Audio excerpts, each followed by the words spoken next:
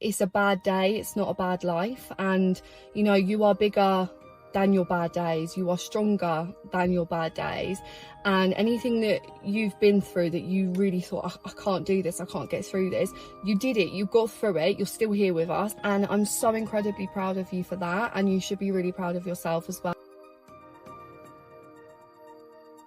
I've really tried to create my brand on complete honesty and transparency, and I've really tried to incorporate mental health into every aspect of 10 out of 10. But I just thought that having the brand being so open and transparent, that it would be good for me to share a little bit about my experience with mental health, especially during this week. In 2018, I was diagnosed with something called cyclothymia, which is like a mild form of bipolar. And then I also got diagnosed with traits of borderline personality disorder, which is also known as emotionally unstable personality disorder. I was put on a medication called quetiapine, which is an antipsychotic, and when I first got that medication, obviously I went home and I googled it and I was like, oh my god, antipsychotic. But I think it sounds a lot worse than it actually is. I still do to this day struggle with insomnia, and my moods were basically just all over the place. I was up, I was down. So the medication really helped me to get to sleep at night, because it's like a really heavy sedative, and it also helps to balance my mood. So at times I would produce too much dopamine, which would put me into like a hypomanic episode. Once I got my diagnosis, everything made a lot of sense to me as to why I was just so erratic all the time. But I think the mistake that I made was I really let my diagnosis just consume me. If one day I was having a good day, I got suspicious and was like, oh my god, like I'm having a hypomanic episode, or if I was having a bit of a bad day, I was like, here comes a depressive episode.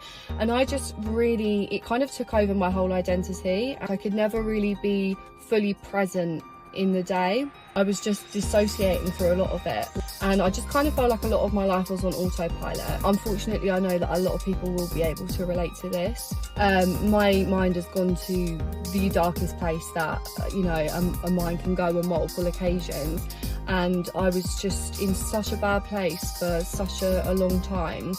But I just want to kind of reassure people, if you're currently going through that right now, that things do turn around and things do get better, and I'm living proof of that. And anyone who's ever spoke to CAMS when you were under 18, or like a counsellor or anyone like that, they just don't really seem to get it. I remember a lady saying to me, why don't you go for a walk, get some fresh air, or why don't you try running a hot bath?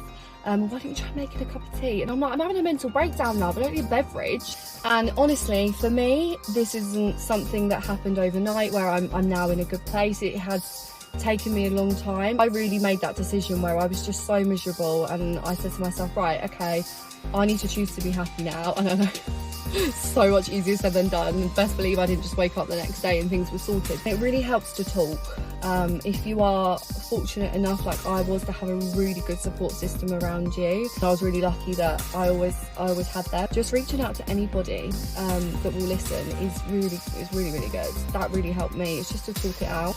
If you've been through a lot, or you've got mental health issues, or you know, life has been hard, this sounds so cheesy, but it is actually a superpower, and I mean that because we have a different level of empathy than anyone else can ever understand, because you've been to these horrible places in your mind, and it just generally makes you a better person, more understanding person, more empathetic person, because you know what it's like to feel like that, so you don't want anyone else to feel like that. I think one of the main things that I've learned is everything is temporary. You know, it only rains for a certain amount of time before the sun shines again, and that goes the same for when you're feeling really shitty, really down.